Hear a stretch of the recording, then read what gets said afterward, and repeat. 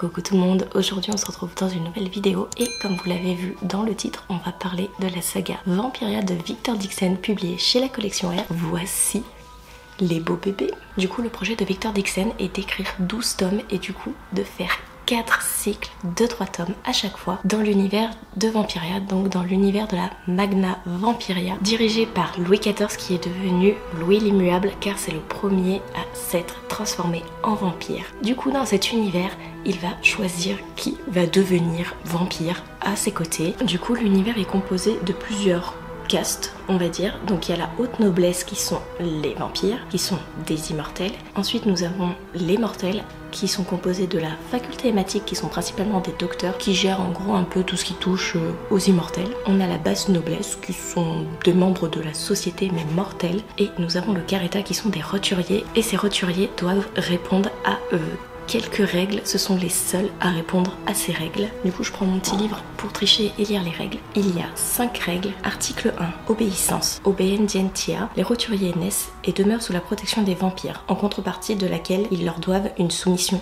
totale. Article 2, parquage. Sequestrum. Durant le jour, tant que le soleil brille, les roturiers ont interdiction de s'éloigner à plus d'une lieue de leur clocher. Article 3, couvre-feu. Initegium. Durant la nuit, dès que sonne le tocsin, les roturiers ont interdiction de quitter leur domicile. Article 4, dîme. Décima. Chaque mois, les roturiers ont obligation de verser un dixième de leur sang. Article 5, sanction. Supplicium. Tout contrevenant aux articles précédents sera exécuté. Du coup, comme je vous le disais préalablement, la saga va être divisée en 4 cycles. Le premier cycle est déjà sorti, donc le voici. Il se passe en France majoritairement, mais on va un petit peu voyager durant ce premier cycle. Du coup, il est composé du premier tome, La Cour des Ténèbres, du second tome, La Cour des Miracles, et du troisième et dernier tome de ce premier cycle, La Cour des Ouragans. Dans le premier cycle, nous suivons Jeanne de Froidelac qui va voir ses parents mourir dans d'atroces souffrances volontairement parce qu'ils font des choses illégales, nous allons dire. Du coup, la faculté hématique va vouloir se venger et du coup va envoyer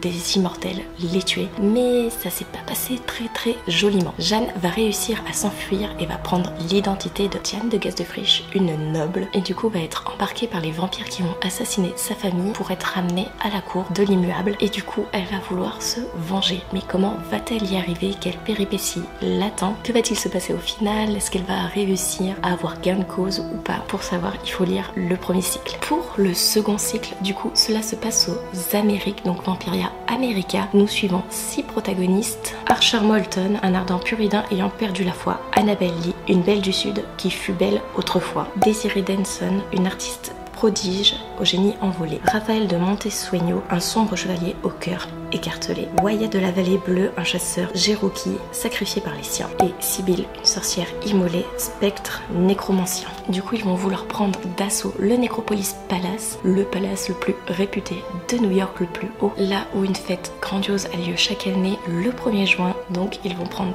d'assaut ce palace, car durant cette fête, les 13 colonies ont envoyé 13 mortels qui vont devenir immortels grâce au sang de la reine d'Angleterre, donc la reine Anne. Ils veulent faire un coup d'état et réclamer certaines choses car chacun d'entre eux a perdu gros et ils demandent à la faculté hématique remboursement, vengeance. Du coup, nous les suivons dans cette prise d'assaut. Ça m'a beaucoup fait penser à la Casa des Papel et quand j'en ai parlé à Victor Dixon, il m'a dit que c'était l'une de ses sources d'inspiration et j'ai adoré. Pour en savoir plus sur l'univers de Vampiria, chaque cycle peut être lu indépendamment. Je confirme, j'ai lu le premier tome du second cycle. On recroise quelques personnages qui sont apparus dans le premier cycle, mais cela ne spoile rien. Sincèrement, je vous conseille quand même de lire dans l'ordre car on a beaucoup plus de bases en lisant le premier cycle concernant l'immuable, sa cour, comment cela fonctionne, car en effet l'immuable, donc Louis XIV, dirige la France mais dirige aussi le monde et a plusieurs souverainetés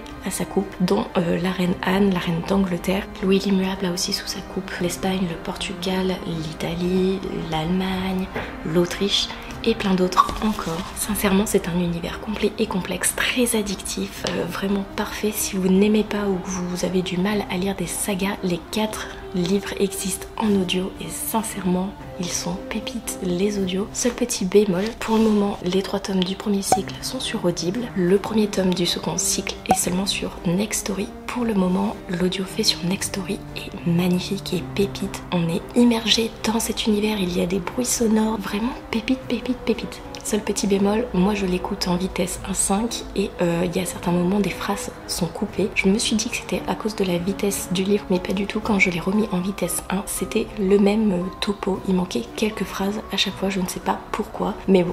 Je reprenais le livre, je lisais la phrase, ou des fois je ne lisais pas la phrase, ça me coupait juste, par exemple, l'entête du chapitre. Donc, par exemple, l'entête de chapitre, c'était chapitre 1, Archer, dimanche 1er juin, 8h45 du soir. Et en gros, il me manquait ça, parfois. Je savais pas sur quel protagoniste on allait. Car oui, dans le second cycle, on suit les 6 protagonistes en alternance, avec un coup présent et passé. Et j'ai adoré, adoré, adoré, sincèrement, c'est très, très immersif. C'est très...